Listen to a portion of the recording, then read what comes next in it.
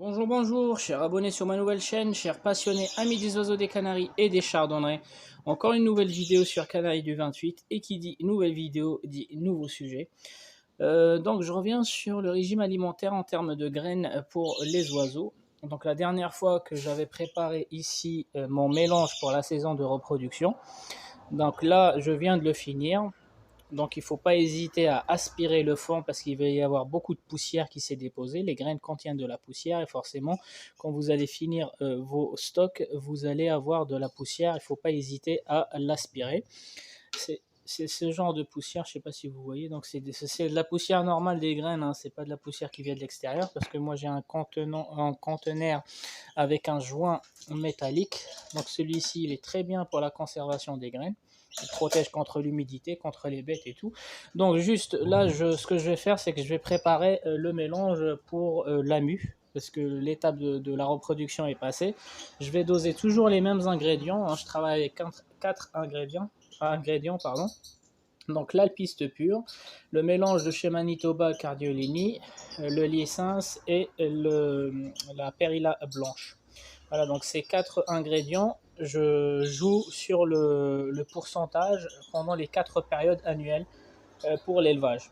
Donc dans un premier temps, en termes de matériel, ce que je prépare, c'est que je prépare mon conteneur avec l'insert et je prépare 2 têtes d'ail, pas des gousses, mais vraiment des têtes complètes. Je vais vous expliquer pourquoi. Pas la peine de les sortir de leur filet, on va pas s'en servir, on va juste les déposer au-dessus pour qu'elles aient en fait un effet répulsif contre les mauvais insectes plus tard si jamais j'oublie de fermer l'insert ou quoi que ce soit. Donc aussi j'ai une petite dosette parce que avec ce genre de pelles, elles sont pas précises dans le dosage, donc du coup moi j'utilise ce genre de dosette.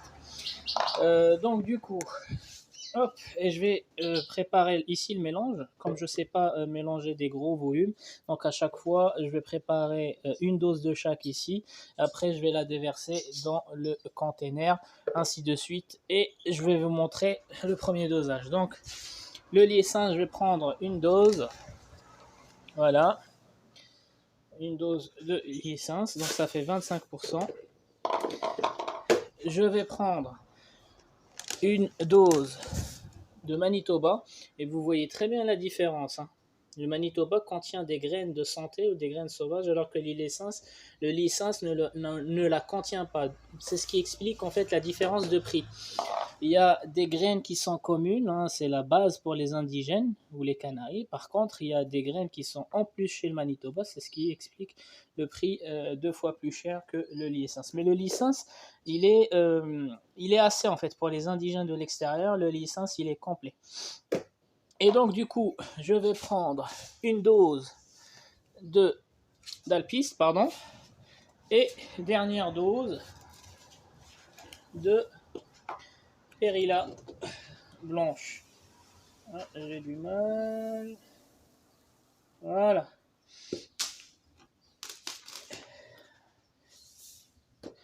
Et donc du coup, je mélange avec mes mains toutes ces graines là. Il ne faut pas hésiter à aller vers le bas aussi. Enfoncez bien vos mains pour aller chercher les graines en dessous. Hop. Donc maintenant, ça doit faire, je sais pas, 3 litres. Donc je le mets là-dedans. Vous voyez la poussière qui remonte, c'est tout à fait normal. Vous voyez la poussière, pourtant je l'aspire. Donc entre chaque dose, je vais passer l'aspirateur pour essayer de stocker le maximum de graines propres. Donc voilà, je vais répéter l'opération de la même façon jusqu'à ce que je remplisse le container et je vous reprends à la fin pour vous montrer l'étape suivante. Donc vous voyez, une fois que j'ai fini de remplir à 50 kg ici de graines, vous voyez la texture. Donc c'est un mélange qui est blanc. On voit surtout beaucoup de perilla, beaucoup d'alpiste. Après c'est normal de voir les autres graines. Faut pas juste leur donner de l'alpiste et la perilla, c'est pas trop nutritif. Donc voilà, donc là, on peut leur donner ça les yeux fermés pendant toute la période de la mue. Récupération aussi, n'oubliez pas des fruits, des légumes raisonnables, hein, une fois par semaine, c'est largement suffisant. Un peu de pâté sèche. Et n'oubliez pas d'aller voir les colorants, les vidéos des colorants sur cette chaîne-là pour ceux qui souhaitent colorer pendant la période de mue leur Canari et Chardonnay. Les amis, c'était Canari du 28. C'était un simple rappel pour la préparation des graines pour la période de mue. Je vous souhaite un bon visionnage et je vous dis ciao ciao. Donc encore une nouvelle vidéo, juste je vous donne des nouvelles de mes deux élevages de Canari et Chardonnay. Donc ici j'ai regroupé tous les Chardonnay. Donc 2020 et 2021 de l'année. C'est une cage de 2,50 m, donc type 2GR, qui s'assemble. Donc voilà, on va faire le tour. Donc sur mes adultes, j'attends juste la mue. Et donc du coup, je vais réduire les adultes, le nombre d'adultes. Et les jeunes, j'en ai déjà vendu. Tout ce que j'avais vendu, je l'ai vendu. Et je n'ai gardé que des jeunes sur lesquels j'ai des doutes. Pas la différence entre févé et gorge blanche, s'ils sont encore jeunes, ou j'ai un doute sur les panachures. Donc du coup, sinon les jeunes, j'ai tout vendu. Ce que j'ai gardé, c'est soit pour l'année prochaine, soit pour vérifier après la mue. Donc voilà. Donc ici, c'est un jeune gorge blanche. Donc vous voyez que lui aussi, il a les ailes rouges. Vous voyez la coloration, hein. Donc ici, c'est une Isabelle tête blanche aux yeux rouges. Donc cette année, malheureusement, elle ne m'a rien fait. Là-bas, c'est un Agathe tête blanche, porteur de brun. Il ne m'a rien fait cette année. Hop. Ici, c'est ma femelle brun, brun pastel. Donc elle m'a fait 2 tours avec mon panaché. Une très belle maman. Par contre, elle a appris à faire la couvée. Mais elle n'a pas nourri une seule fois. Malheureusement, elle m'avait fait perdre des bébés chardonnay, mais bon, j'en ai récupéré 6 beaux panachés. Ici, c'est Isabelle tête blanche, il va faire le point. Il y a toujours du mal à faire le point au moment où on en a besoin. Donc ici, c'est une Isabelle tête blanche, très très gros gabarit. Donc celle-ci, je l'ai croisée avec l'Opale qui est née chez moi l'année dernière. Et elle m'a fait des jeunes super gros. D'ailleurs, on le voit là-bas au fond. Celui qui est par terre, là, c'est un classique. Voilà, celui qui est tout là-bas. Donc vous voyez, il a moins de 2 mois. Et les autres à côté, le panaché qui est à côté, il a 3 mois. Donc vous voyez très bien la différence. L'autre, il est gros gabarit, celui qui est derrière. Le classique, porteur d'opale et porteur de satiné, c'est un très gros gabarit. Donc ici, j'ai un mâle brun pastel qui n'a rien fait cette année. Ici, j'ai une jaune, brune jaune. Elle m'a fait un seul tour et j'avais vendu les jeunes, les 4 jeunes, je les avais vendus à mon voisin dès que je les ai bagués. Ici, c'est ma femelle brune pastel dont je vous ai parlé tout à l'heure. En fait, ce sont ses enfants. Tous les panachés que j'ai, ils sont porteurs de cette mutation du brun pastel. Donc, tous les panachés que j'ai, ce sont des agates ou humeaux, mais les mâles, ils seront porteurs de cette femelle. C'est-à-dire, ils pourront donner des femelles à eux seuls, ils pourront donner des femelles comme ça, brun pastel. Donc, c'est ma propre souche, une très belle souche. Donc, ici, c'est ma brune. Cette année, elle n'a rien fait. L'année dernière, elle avait pondu à la fin de la saison. Ici, c'est encore un gorge blanche. Vous arrivez à voir la gorge blanche. Donc celui-ci, par exemple, c'est un exemple. Je ne sais pas si c'est un févé ou un gorge blanche. La gorge, elle n'est pas bien large. Et donc, du coup, je suis obligé d'attendre la fin de la mue. Parce que ça ne sera pas le même prix. Hein. Févé, moi, le févé, je le vends quasiment au même prix qu'un normal. Mais gorge blanche, quand même. Donc, du coup, comme j'ai un doute, j'attends. Mais j'en ai encore d'autres qui sont là-bas. Où j'ai des doutes. Donc ici, j'ai ma femelle brune panachée. Elle a fait un tour de chauffe, mais elle n'a rien fait. Je suis un peu déçu de cette femelle qui est en bas. Elle est née chez moi l'année dernière. Certes, elle était en retard, mais j'attendais beaucoup de cette femelle. Elle n'a rien fait, mais c'est pas grave. Il y a des saisons comme ça, c'est l'élevage. Hein. Mon classique gorge blanche, donc celui-ci, celui qui est là-bas, il n'arrête pas de s'envoler. Donc lui, j'avais il s'est accouplé avec la jaune. Voilà, le gorge blanche au fond avec la jaune, ils m'ont fait un premier tour. Et puis la femelle, elle voulait plus pendre. Donc j'ai voulu faire des métisses. Mais malheureusement, entre-temps, j'ai vendu l'hippochrome mosaïque rouge que j'avais mise avec lui. Il y a aussi un autre gorge blanche là-bas qui est en train de manger, mais je ne sais pas si c'est FV ou gorge blanche. Il vaut mieux pas se tromper. Parce que le premier tour de la jaune que j'ai vendu, j'ai quand même vendu un gorge blanche au prix d'un jaune normal, quoi. Donc pour pas refaire cette erreur-là, je préfère, quand j'ai un doute, je les garde. Donc voilà, ici aussi c'est un mâle brun. Ici vous voyez c'est un brun pastel aussi. Vous voyez la qualité, hein. Là ils sont contents parce qu'ils sortent des cages de 120 à des cages de 2,50 m. Et encore, je vais les sortir dans la volière. Donc j'ai enlevé l'ancienne volière. J'ai commandé...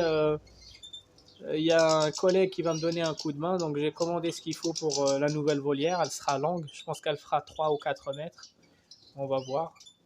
Voilà, donc ici c'est qu'une partie des chardonnerets, les autres ils sont encore là-bas. Ici c'est pareil, mais ce sont les canaris. Donc les canaris par contre j'ai bien avancé, donc j'ai vendu quasiment tous les 2020. Là ce qui me reste ici ce sont que des 2021. Donc l'Isabelle aux yeux rouges, 2021. Le reste, les arlequins, vous voyez leurs taches. Lui aussi, vous voyez les taches rouges, il commence à se colorer là. Là-bas aussi. Voilà, donc ça c'est un arlequin, mais le gabarit il est plus grand que ses parents, quoi. Il est juste magnifique. Je sais pas, moi je pense que c'est un mâle, mais celui-ci il est juste magnifique. Il a un gabarit plus grand que les adultes. Regardez la pose, regardez la posture qu'il prend. Voilà, donc ce que j'ai fait, c'est que j'ai vendu tous mes 2020 en Canaries. Donc j'ai gardé que le UP allemand avec sa femelle que je vais vous montrer, elle est sous les œufs. J'ai un derrière, on dirait que c'est du rasa, c'est pas du tout du rasa, donc méfiez-vous, hein. Il a une tête de rasa. Voilà. Il est petit comme un rasa, mais c'est pas du tout un rasa. En fait, c'est le frère de l'Isabelle que vous voyez à côté. Voilà, il est plus petit parce que c'était le dernier. Mais c'est son frère, mais vous voyez une différence de taille. Moi, j'ai pas de rasa dans mon élevage. Donc ici, des arlequins les deux. Ici, une brochette d'arlequins avec un récessif. Deux récessifs. Donc les récessifs, ils sont en vente aussi. Ici, c'est le gros arlequin. Et là-bas aussi, c'est un arlequin, mais il est plutôt l'hippochrome. Donc celui-ci, je vais le rendre rouge. Donc voilà, les canaris en cours de coloration. Excusez-moi, il va faire le point. Les canaris en cours de coloration. Les chardonnerets au repos. Il me reste encore. Donc les batteries sont éteintes. Donc cette rangée là. Donc ça, c'est l'emplacement des canaris. J'ai éteint la batterie. Je vais la démonter. Ici, il y en a certains qui sont éteints. Donc ça, j'ai gardé l'opale avec une arlequin. Donc elle a fait le nid, mais elle tarde pour pondre. Donc j'attends qu'elle pond. Si d'ici, je sais pas, si d'ici 5 jours elle n'a pas pondu, bah, je vais l'enlever. Je vais les remettre, l'autre avec le chardonneret, elle avec les canaris. Parce que c'est peut-être trop tard. Donc cette batterie elle est éteinte. Donc ici j'ai le mâle panaché. Mon géniteur, j'ai toujours travaillé avec. Ça fait 3 ans de suite. Très satisfait de ce mâle là. Donc Marwan, je te remercie. C'est un ami éleveur du sud de la France qui me l'avait vendu. En plus, il ne me l'a pas vendu. Je devais choisir un autre panaché, mais dès que j'ai vu celui-ci, il venait juste de naître en 2018. En fait, j'avais flashé sur la qualité de ce panaché-là. On n'était pas trop d'accord, mais je suis quand même reparti avec. Et donc, lui m'a donné un chardonneret blanc cette année, un tout blanc, que j'ai vendu au même éleveur qui m'a vendu le père. C'est une façon de le remercier m'avoir vendu le père en 2018. Donc, il y a la femelle qui couvre des œufs. Donc, le mâle m'a cassé 2 œufs, il reste 2 œufs. Et donc, du coup, éclosion prévue non, mirage prévu dans 3 jours déjà. Donc, je ne sais pas s'ils sont fécondés, j'espère qu'ils sont fécondés, sinon, tant pis. Batterie éteinte. Et ici, il me reste encore 2 chardonnerets panachés. Donc, quand je les mets là-bas avec les autres, ils s'embrouillent, ils les attaquent. Vous voyez la qualité. Donc il doit y avoir celle qui est sur le premier plan, c'est une femelle. Et celui qui est là-bas, c'est un mâle. Voilà, n'oubliez pas le grit. Aujourd'hui, c'était une journée bain et brocoli.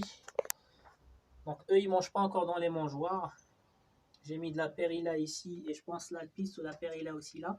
Mais ils y touchent pas, ils savent pas encore manger dans les mangeoires. Je leur mets la nourriture là-bas. Faites juste attention à cet âge-là. Faites juste attention en fait au... Comment on appelle ça? À la coccidiose. Hein.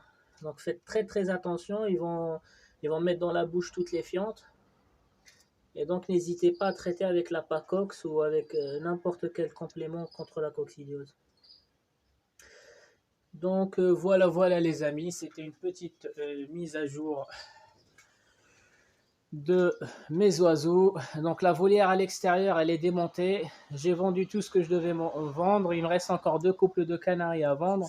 Et puis les autres chardonnays, je les vendrai après la mue. J'aime bien vendre quelque chose de qualité, donc j'attends que la mue se fasse correctement pour qu'ils refassent leur beau masque, leurs plumes. Et après, je les mettrai en vente. Donc voilà, c'était Canaries du 28. C'était une petite mise à jour en fait actuelle. Donc je vous souhaite un bon visionnage. Je vous dis ciao ciao.